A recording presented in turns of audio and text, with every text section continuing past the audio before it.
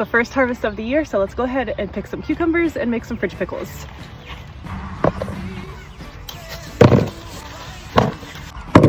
I'm not canning any pickles this year just because we don't like them and we don't really eat them, so fridge pickles it is, and we'll do some relish.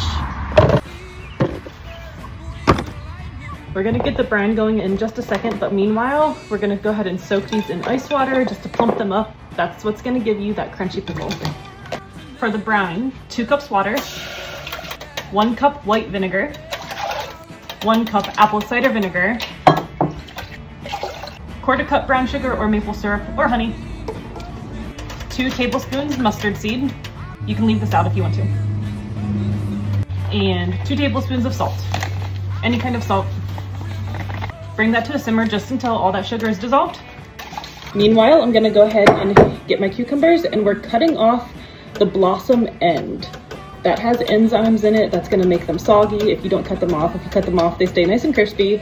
I'm gonna leave the smaller ones whole, and then I am gonna chop these into coins.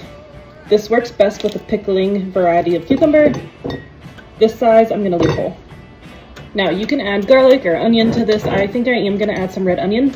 I went ahead and got a second jar just because I'm gonna be adding and taking for the next few weeks to this. So red onions in this one. Throwing in like 6 cloves of garlic.